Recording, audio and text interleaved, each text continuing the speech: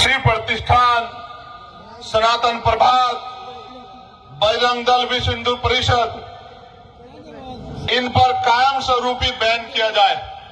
अब इस देश में सरदार पटेल नहीं है कि इन पे बैन किया जाए, हमें सरदार पटेल बनाना पड़ेगा, बैन अपने आप लग जाएगा। मेरी बात को आप याद रखना। जिन जिन अंबेडकरवादी आंदोलनकर्ता को जख्मी किया गया है, जिनके साथ मारपीट की गई है, उनका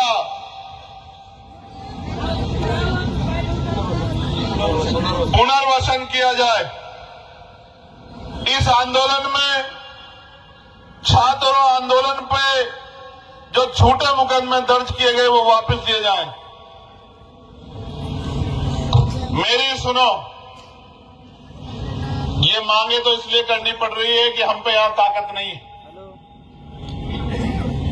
ये संदेश के तौर पे भी कह रहा हूं, बाबा साहब के को मानते हो नहीं मानते हो? जरा हाथ उठा के बता दो जो लोग बाबा साहब को मानते हैं। डॉक्टर बाबासाहेब आंबेडकरांचा दोन्ही हात वर ठेवा। ये बताओ, बाबा साहब को तो मानते हो, बाबा साहब की मानते हो नहीं मानते हो? तो एक बात पे गौर कर लो, आखिरी में जाते हुए कह रहा हूं, मेरी फ्लाइट अगर ना होती तो मैं 2 घंटे भाषण देता। आपको जानते हो नहीं जानते हो? मैं पार्लियामेंट में लड़ता रहता हूं नहीं लड़ता रहता हूं कि मेरे को बोलना है। चाहे दीक्षा भूमि का मामला हो, चाहे चैत्य भूमि का मामला हो, चाहे दादर रेलवे स्टेशन का नाम डॉक्टर बाबा साहब अम्बेडकर के नाम पे हो, चाहे परभनी का मामला हो, बिड का मामला हो, सारे मामलों पे मैंने आवाज उठाने का काम किया। ये मेरी जिम्मेदारी है, क्योंकि मेरे रगों में वही खून दौड़ता है जो आपके रगों में दौड़ता है। हम बाबा साहब अम्बेडकर के सिपाही। लेकिन मैं आपको पूछना चाहता हूं, बाबा साहब ने तो ये भी कहा था कि राजनीति में हिस्सेदारी नहीं करोगे तो सबसे बड़ा दंड ये होगा कि अयोग्य लोग आपके ऊपर शासन करेंगे। जिन लोगों पे संविधान का ABCD की जानकारी जिन लोगों को नहीं है, वो राजकाज में बैठे हैं, और जो संविधान को मानने वाले हैं वो 18 दिन से सड़क पे बैठे। चिंतन करो कहां गलती हो रही। फिर बाबा साहब ने यह भी कहा कि political power is the master की। सुनाए नहीं सुनाए? जोर से बताओ, सुनाए नहीं सुनाए? Political power is the master की। सुनाए?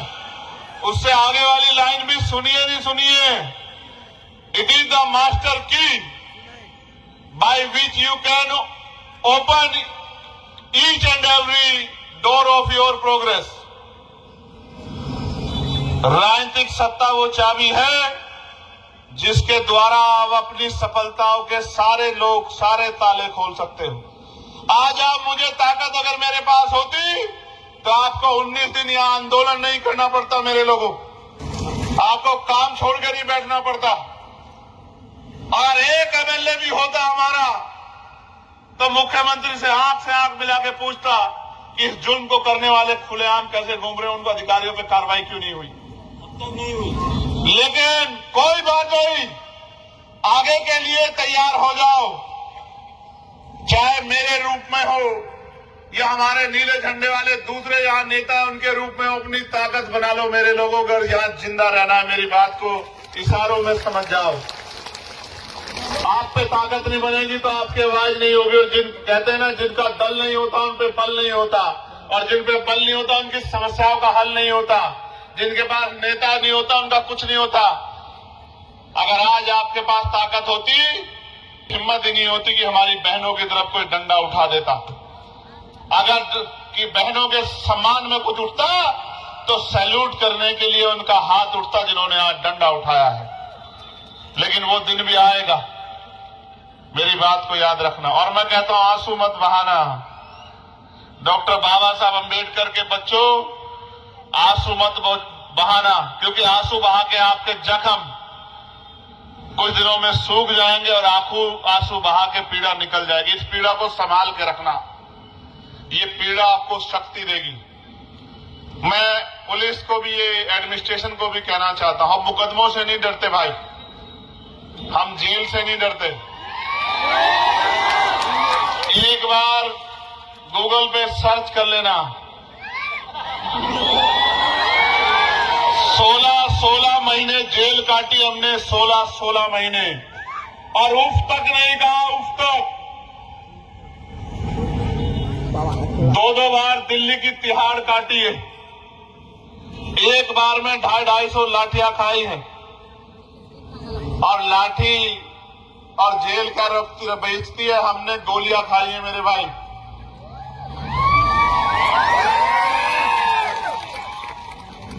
जब वर्दी वाले को देखते हैं तो भरोसा होता है कि ये है। आज तो वर्दी वालों को देख के डर लग रहा है हमारे लोगों को। क्या होना चाहिए था और आपने क्या बना दिया मेरे भाइयों।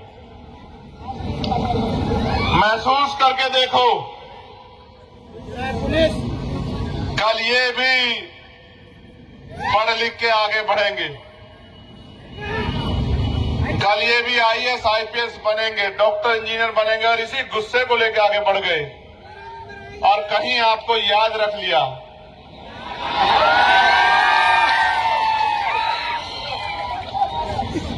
फिर क्या होगा। मैं आपको कहना चाहूंगा, पुलिस सरकार की होती है, आप अपने मन में इनके प्रति गुस्सा मत रखना, आप बस अपनी कार्रवाई की मांग पर डटे रहना कि जिन्होंने गलत किया है उन पर कार्रवाई होनी चाहिए, डटे रहना। और अंत में जाते हुए,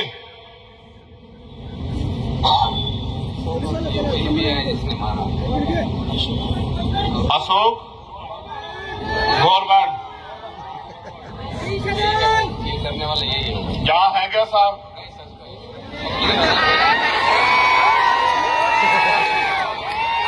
होते तो 2-4 मिनट बात हो जाती। याद रखो, इतिहास याद रखेगा। और बाबा साहब ने कहा था 21वीं सदी हमारी है। आज तो हर आदमी पार्लियामेंट से लेके दिल्ली से लेके यहां तक जय भीम बाबा साहब बोल रहा है। याद रखो, बाबा साहब के बच्चों का समय आने वाला है, खबरदार रहो। अपराध करने वाला नेता हो या पुलिसकर्मी या किसी उद्योगपति अडानी अंबानी का बेटा, बचेगा नहीं, बचेगा नहीं। कानून का डंडा बड़ा मजबूत होता है। जिन्होंने कल हम पे डंडे चलाए, 11 तारीख को, 12 तारीख को, 13 तारीख को, 14 तारीख को, आप याद रखना, इसको ऊपर भेजना। यही लोग आने वाले समय में आपके सम्मान में खड़े होकर सैल्यूट किया करेंगे। मेरी बात को आप याद रखना। समय बदलेगा, समय का चक्र बड़ा बलवान है। जब मैं आज इससे मिला, ये हमारी ताई, तो उसने ये गुड़िया उसकी चुन्नी को फाड़ के ये मेरे हाथ में बांध दी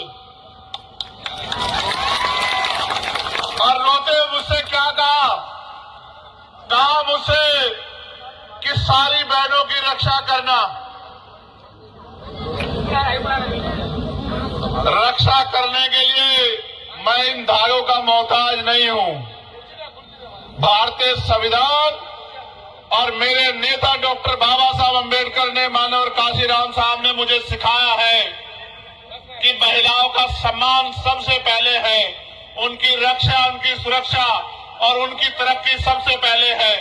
मैं अपनी बहन को वादा करके कहता हूं, सब कुछ भूल सकता हूं, अपने ऊपर पड़ी लाठियों को भूल सकता हूं, लेकिन अपनी बहन के ऊपर पड़ी लाठियों को नहीं भूल सकता। मेरी बात को याद रखना।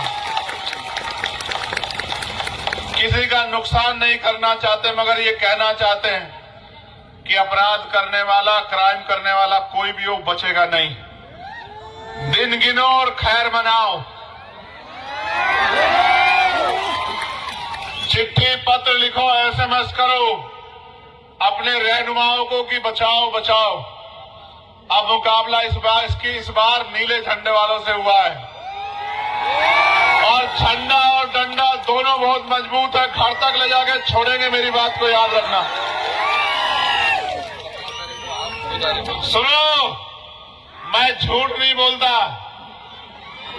17 तारीख को शुरू कर लो और जैसे ही मेरी कमेटी मीटिंग खत्म हो जाएगी, क्योंकि 17वीं समाज के 250 लोग जेल में है छत्तीसगढ़ में, घर नहीं जाऊंगा, सीधा आपके बीच में आऊंगा, पैदल मार्च में रहूंगा।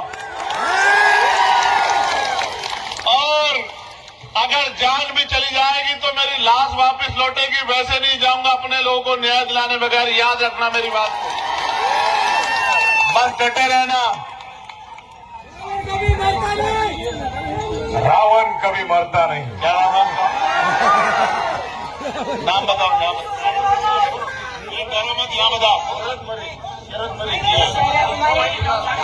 नाम बताओ, नाम बताओ। शरद मरे है, तुरनाला है आणि गोरवण अशोक गोरवण आहे इथं जे या काय गाडेकर मॅडम आहेत या कोण आहे तर ह्या पण होत्या आणि यायला पण सगळं मारलेलं आहे. मुझे बता दो। आणि हे जे मारलेलं आहे तर या भयाला मारले तर माझ्या समोर मारलेलं आहे. माझ्या समोर अशा हात जोडून टाकतात की मी परीक्षाला आलेले आहे. माझ्या समोर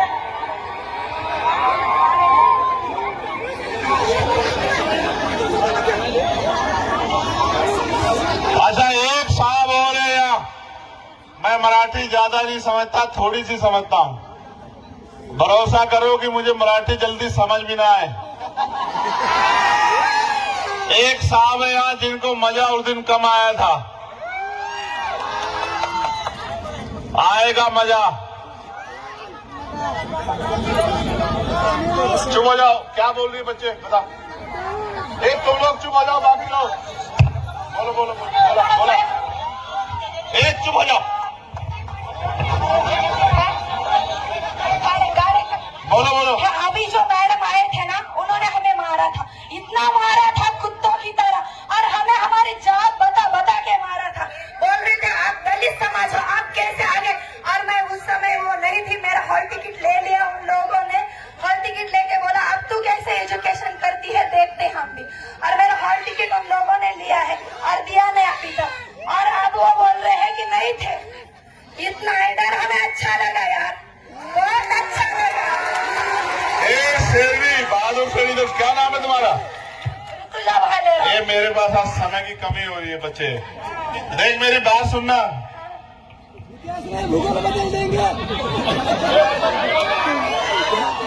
इस गुस्से को पालना सीखो।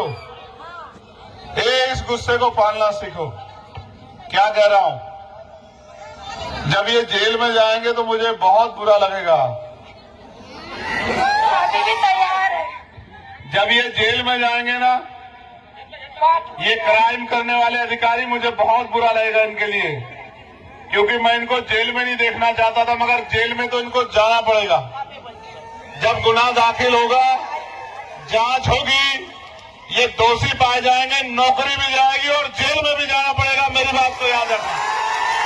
लेकिन आज के लिए क्योंकि समय हो गया है, हाथ जोड़ के आपसे निवेदन करता हूं, 17 तारीख को सब लोग चलना। चलोगे नहीं चलोगे? तो जोर से मेरे साथ नारा लगाओ, जय भीम, जय भीम, जय भीम।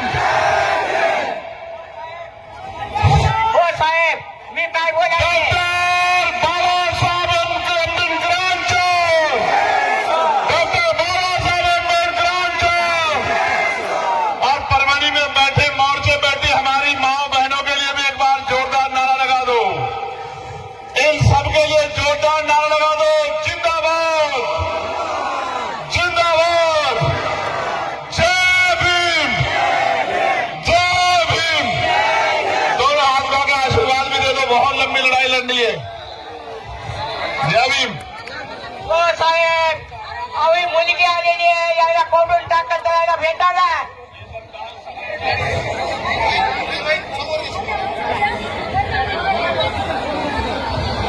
परभणी जिल्हा आंबेडकर चळवळीच्या वतीने परभणी जिल्हा आंबेडकर चळवळीच्या वतीने